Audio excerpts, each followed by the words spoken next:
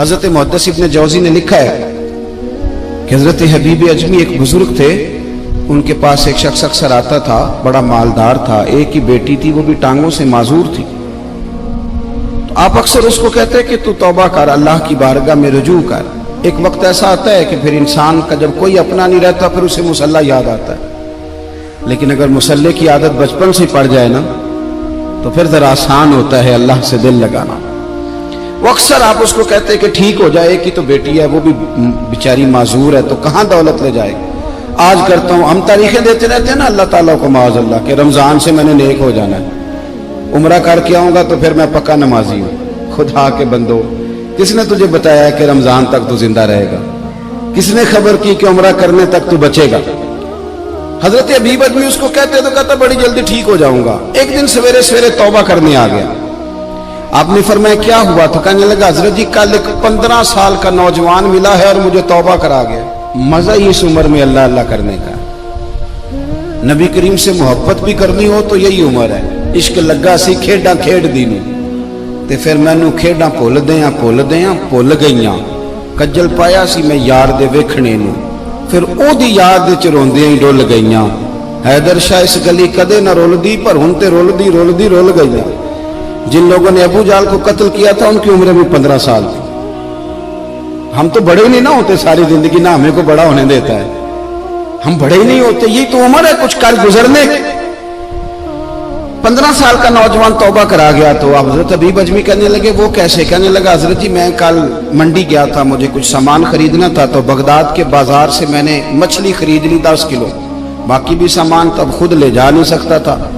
تو مزدور آپ کو پتہ ہے بیچارے آج بھی سڑکوں پہ بیٹھے، تو مزدور بیٹھے تھے تو ان میں ایک نوجوان 14-15 سال کا، چہرے پہ بڑی روشنی۔ میں نے اس کو کہا بیٹے مزدوری کرو گے؟ کہنے لگا حضور مزدوری بھی کرتا ہوں، پڑھائی بھی کرتا ہوں، اور جو اللہ کو منظور ہو اس کی عبادت بھی کرتا ہوں۔ میں نے اسے کہا کہ یہ میرا سامان ہے فلاں جگہ پہنچانا ہے، کیا لوگے؟ کہنے لگا 3 دینار مزدوری۔ سودا طے ہو گیا، اس نے سامان اٹھا لیا۔ کہتے ہیں رستے میں ظہر کا وقت ہو گیا، کہنے لگا چچا اگر اجازت ہو تو نماز پڑھ دوں۔ 15 سال کا جواب۔ کہتے میں رکھ کے نا وہاں سامان تو پھٹے پہ بیٹھ گیا، وہ نماز پڑھنے چلا گیا، باقی لوگ دیر سے آئے، وہ بچہ جلدی آ گیا۔ میں نے کہا بیٹے آپ جلدی آ گئے؟ کہنے لگے نفل چھوڑ دیے، اب یہی نہ سمجھ لیں کہ کام چور ہے، میں بعد میں پڑھ لوں گا۔ کہتے ہیں وہ دوپہر کا وقت، رمضان بھی نہیں تھا، میں اس بچے کو نوجوان کو گھر لے گیا اور میں نے اپنی بیوی سے کہا کہ بڑا نیک ہے، نمازی ہے، اور راستے میں یہ بھی ہوا ہے کہ میں نے اسے ایک دفعہ کہا ہے کہ یہ مجھے تھوڑی دیر کے لیے دے دو، گرمی بڑی ہے، تمہیں پسینہ آ رہا ہے، میں اٹھا لیتا ہوں۔ کہنے لگا نہیں چچا میں رزق حلال کھاتا ہوں، اگر آپ اٹھائیں گے تو میں 3 دینار مزدوری پوری نہیں لوں گا، پھر پیسے کم کروں گا، میں نے طے کیا ہے کہ اٹھاؤں گا۔ تو کہتے ہیں میں نے اپنی بیوی کو بتایا تو بڑی متاثر ہوئی، کہنے لگی دوپہر کا کھانا پک گیا، اسے کو روٹی کھا لے، رمضان بھی نہیں تھا۔ کہتے میں باہر نکلا، اس کو 3 دینار تھمائے، تو میں نے کہا بیٹے ایک بات میری مانو گے؟ کہنے لگا بتائیے۔ میں نے کہا کھانا پکائے کھا لو۔ کہنے لگا میں معافی چاہتا ہوں، میں نے روزہ رکھا ہوا ہے۔ حضور نے حکم دیا، حکم نبی کریم نے حکم دیا، بخاری مسلم کی حدیث ہے، فرمایا نوجوانوں اگر تمہارے پاس طاقت ہے تو نکاح کر لو ورنہ روزے رکھو۔ حکم دیا، یا نکاح اور یا روزے، یہ سرکار کا حکم ہے۔ بھائی نفلی روزہ نفس کی قوتوں کو کچلتا ہے، انسان میں نورانیت اور روحانیت لاتا ہے۔ کہتے وہ کہنے لگا میں نے روزہ رکھا ہے، میں اور متاثر ہو گیا۔ میں نے کہا اب کیا کرو گے؟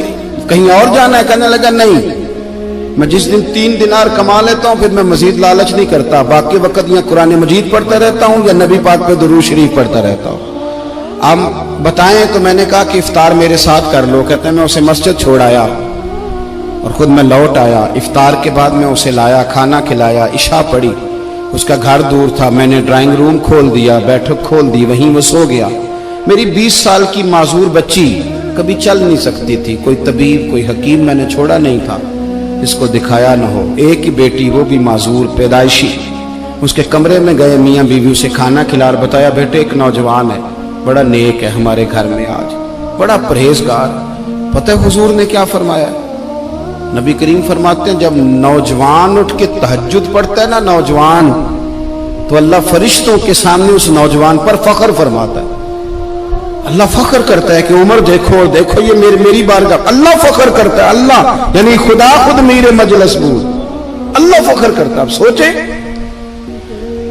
تو ہم نے اپنی بیٹی کو بتایا کہ نوجوان اور بڑا نیک ہے,